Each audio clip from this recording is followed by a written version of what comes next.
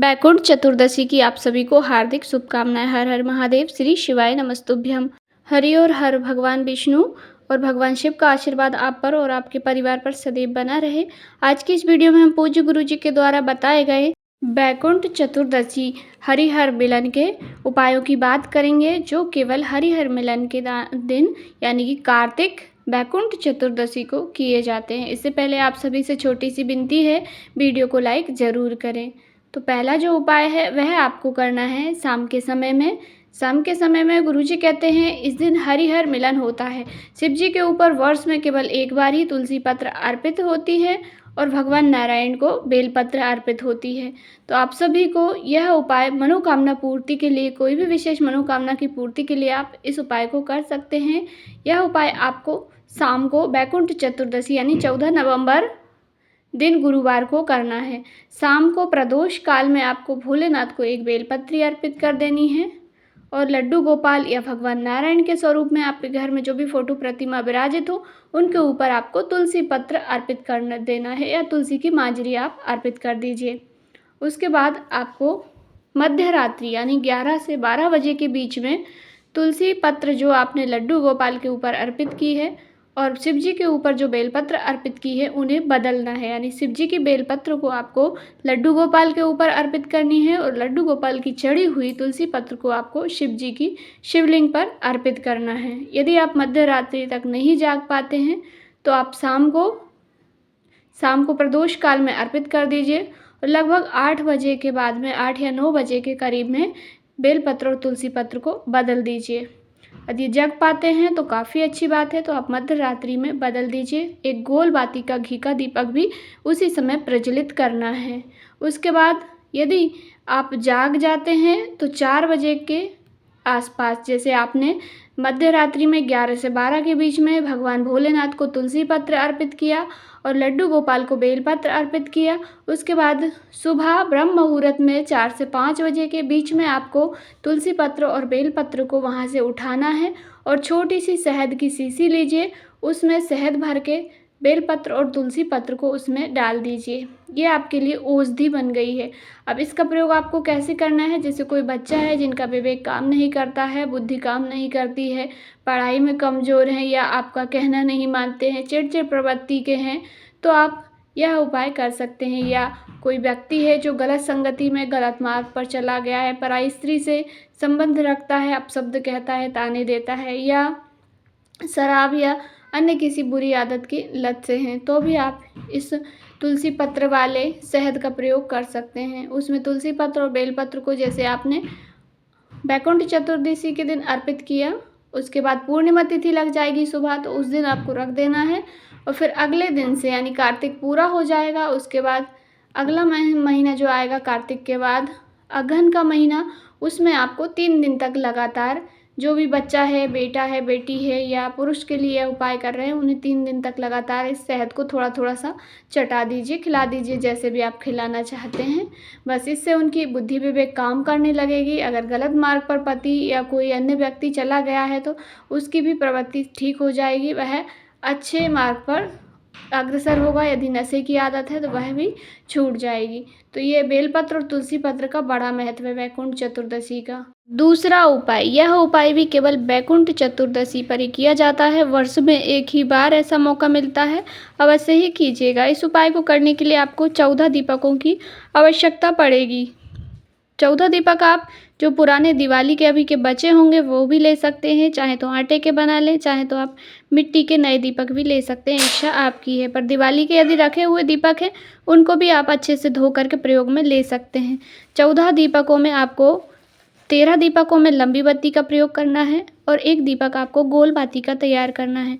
सभी दीपकों में घी भरना है। गौ माता का घी मिल जाए तो काफ़ी अच्छी बात है, अन्यथा आपके घर में जो घी आता है आप उसका प्रयोग कर सकते हैं। दीपक आपको कब जलाना है, तो ये जो 14 दीपक हैं ये 2 प्रकार से जलाए जाते हैं, एक रोग मुक्ति के लिए और एक मनोकामना पूर्ति के लिए, धन वृद्धि के लिए। गुरुजी ने कहा वैसे तो हम दीपदान शाम के समय करते हैं, हमेशा शाम के समय करते हैं, पर बैकुंठ चतुर्दशी के दिन मध्य रात्रि यानी कि रात को 11 से 12 बजे के बीच में दीपदान का बड़ा महत्व है। इस दिन हरिहर मिलन हुआ था, भगवान नारायण और भगवान शिव जी का मिलन हुआ था। एक बार भगवान विष्णु काशी में भगवान शिव को देखने के लिए गए थे, जगाने के लिए। तो नारद जी ने उनसे कहा कि भगवान शिव तो नेत्र खोलते ही नहीं हैं। तो भगवान उनको एक कंकर को उठाकर एकटक देखते रहे। सुबह हो गई, शाम हो गई, जब मध्य रात्रि आई तब विष्णु भगवान को ध्यान आया कि पूजन तो मैं कर रहा हूँ, ध्यान कर रहा हूँ, पर दीपक तो प्रज्वलित किए नहीं। तो उन्होंने मध्य रात्रि में माता लक्ष्मी से कहकर दीप जलवाए थे। तो आपको 14 दीपक मध्य रात्रि में श्री शिवाय नमस्तुभ्यम या हरिहर महादेव का नाम स्मरण लेते हुए सभी दीपक प्रज्वलित कर लेने हैं। जो गोल बाती का दीपक होगा उसे आपको अपने घर में मटके परिंदे के पास रखना है, या पीने के किसी भी पात्र में आप पानी रख लीजिए, उसके पास भी आप रख सकते हैं गोल बाती वाला जो दीपक है उसे। बाकी 13 दीपक आप अलग अलग स्थानों पर अपने घर में रख दीजिए। पहले आप भगवान शिव की शिवलिंग जो आपके घर में मौजूद हो, शिवलिंग के सामने सभी दीपकों को प्रज्वलित कर लीजिए। उसके बाद आप एक दीपक को तुलसी मैया में रख दीजिए। बाकी अन्य जगह पर जब आप दीपावली के दिन अलग अलग स्थानों में हम दीप प्रज्वलित करते हैं, कोने कोने में आप सब जगह आपके घर में सभी दीपकों को रख दीजिए। केवल एक गोल बाती का जो दीपक है वो आपको आपके रसोई घर में, किचन में, जहाँ पर पीने का पानी है वहाँ रख देना है। और उस गोल बाती के दीपक के ऊपर आपको एक कटोरी या प्लेट रखनी है जिसमें आपको कालोच इकट्ठी करनी है, अर्थात उसका काजल बनाना है। दीपक के ऊपर आप कुछ रख के उसमें कालोच इकट्ठी कर लीजिए थोड़ी सी, और अपनी मनोकामना बोलकर सभी दीपक को प्रज्वलित करके अलग अलग स्थानों पर, एक आपने रंगोली बनाई होगी वहाँ पर रख दीजिए, दोनों दरवाजे के पास भी रख सकते हैं, या अपने घर में ही अंदर आप जहाँ जहाँ रखना चाहते हैं वहाँ वहाँ दीपक रख लीजिए। यदि कहीं रखना संभव नहीं है तो सारे दीपक आप भगवान के मंदिर अर्थात शिवलिंग के सामने एक थाली प्लेट में रखकर जलाकर रख लीजिए। फिर जो गोल बाती का दीपक आपने जलाया है, जिस पर आपने कालोच काजल इकट्ठा किया है, वह सुबह बुझ जाएगा। उसके बाद उस प्लेट को उठाना है और उस जो कालोच इकट्ठी हुई है उसमें थोड़ा सा गाय का कच्चा दूध मिलाकर, थोड़ा सा, ज़्यादा नहीं, 1 चम्मच दूध मिला लीजिए। वह दूध गुरुजी ने कहा काले कलर का नहीं होगा। बाकी हम कालोच में अगर दूध मिलाते हैं काजल में तो दूध काला हो जाता है, पर यदि आप श्रद्धा भक्ति से इस उपाय को कर रहे हैं, भगवान विष्णु पर, महादेव पर आपको विश्वास है, तो ये दूध आपका केसरिया कलर का हो जाएगा।